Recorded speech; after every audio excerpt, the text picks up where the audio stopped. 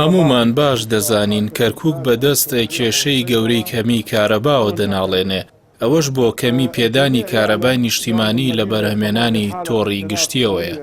جگە لە وێزگەی مەلا عەبدوڵڵا سەرجەم وێزگەکانی کارەبا ڕاوەستاون. ئەمەش بۆ نۆژەنکردنەوەی کۆمپانیای غازی باکوور دەگەڕێتەوە بۆ ماوەی 1 مانگ.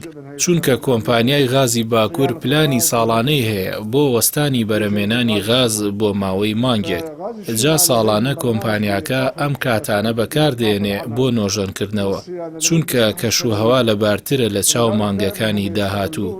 ئەمڕۆیە مەقسەمان لەگەڵ کۆمپانیا کرد ڕێکەوتین لە سەرەتای هەفتەی داهاتوو کۆتایی بە نۆژەنکردنەوە بێنن بۆ دابینکردنی غاز بۆ سەرجەم ئەو وێزگانی کەرکووک کە بە غازی باکوور کار دەکەن.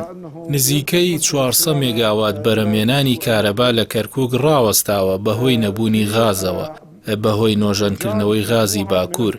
ئەمڕۆ قسەمان لەگەڵ وەزیری کارەبا و بەشی دابەشکردنی کارەبای باکوور کرد تا بگەینە چارەسەرێک بۆ کەمی کارەبای نیشتیمانی کەرکووک.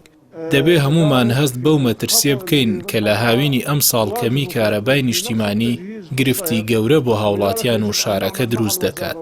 بۆیە دەبێ هەموو کار بکەین بۆ ئەوەی ڕوبەڕووی ئەو مەترسیانە ببینەوە لە هاویندا بەرۆکمان دەگرێ. هەر بۆیە وەزیر بەڵێنیدا لە هەفتەی داهاتوو کار بکات بۆ چارەسەری کێشەی کارەبای نیشتیمانی کەرکووک. بأنه سيكون هناك عمل حثيث خلال نهاية هذا الأسبوع في تحسين كهرباء كركوك.